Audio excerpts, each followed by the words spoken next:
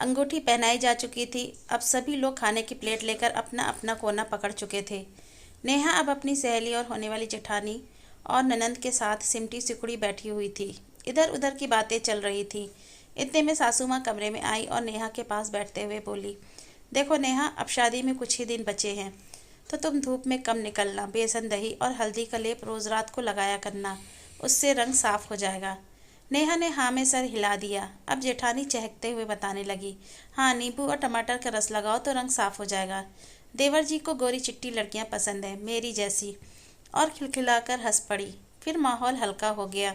खैर, धीरे धीरे शादी के दिन नज़दीक आने लगे। अब जब तब ससुराल से फ़ोन आता तो कहते घर में रहने, ऑफिस से जल्दी आने और धूप में कम निकलने की हिदायत मिलने लगी।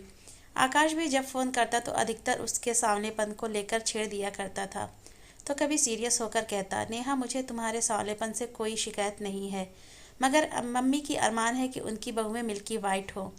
अब भाभी तो है, तुम थोड़ी सांवली हो, तो वो जो टिप्स देती हैं मान लो ना। नेहा जवाब देना चाहती तो मगर मम्मी की हिदायत की वजह से वह चुप रह जाती। अपनी चिढ़ मम्मी पर निकालती तो मम्मी कहती, अरे इतने बड़े घर से रिश्ता हो रहा है सिर्फ इसलिए कि तू बैंक में नौकरी करने लगी है, वरना एक साधारण मास्टर की बेटी शादी कभी हो पाती क्या वहाँ। तू देख, वो रईस लोग हैं, बड़े लोगों से बीच उनका उठना बैठना है, सोसाइटी मेंटेन करते हैं वो। तू किस्मत वाली है कि तेरे ऐसे रंग रूप के बाद भी उन्होंने तुम्हें चुना है। फिर नेहा चुप हो जाती। उसे भी लगता कि मम्मी ठीक ही कह रही हैं। सोचती कि बदलते वक्त के साथ सब कुछ ठीक हो जाएगा। लेकिन जैसे जैसे दिन नज़दीक आने लगा, सासू माँ और आकाश का यह प्रेशर बढ़ने लगा। नेहा यह सब इग्नोर करना तो चाहती मगर वो कर नहीं पाती। फिर खुद में अंदर ही अंदर वह चिढ़ने लगी। जो रंग खिलना चाहिए था वो और मुरझाने लगा। शादी के एक सप्ताह पहले आकाश का जन्मदिन था। आकाश ने पार्टी में नेहा को भी बुलाया था। सासू माँ ने पहले ही फ़ोन पर समझा दिया था कि पार्लर होते हुए पार्टी में आए। माँ ने भी भाई के साथ पार्लर भेज दिया। नेहा जब पार्टी में भाई के साथ पहुंची तो उसे देखते ही सासू माँ लाल पीली होने लगी। बड़ी बहू को बुलाकर कहा, ले जाओ इसे बाथरूम में और अपने मेकअप से तैयार कर दो। मगर नेहा नहीं गई, वहीं खड़ी रही।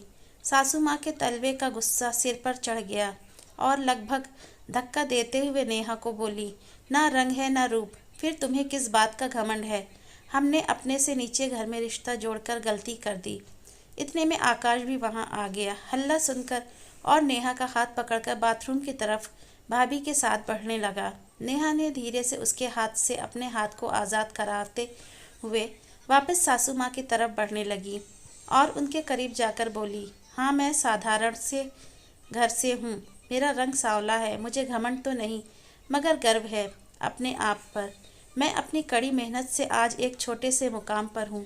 और हाँ, मेरे घर वाले आपके जैसे रईस तो नहीं हैं, मगर उनमें इतना संस्कार तो है कि इंसान को इंसान समझे, उन्हें रंग रूप के आधार पर तौलते नहीं। और आकाश, खैर तुमसे कोई शिकायत नहीं है, क्योंकि तुमने बचपन से यही देखा है कि औरतें सजावटी सामान हैं, तो उनका वेल डेकोरेटेड होना लाजमी है।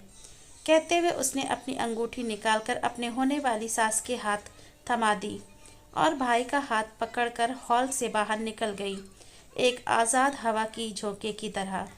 अगर मेरी ये कहानी आपको अच्छी लगी हो तो प्लीज़ मेरे चैनल को लाइक, सब्सक्राइब और कमेंट ज़रूर कीजिए। धन्यवाद।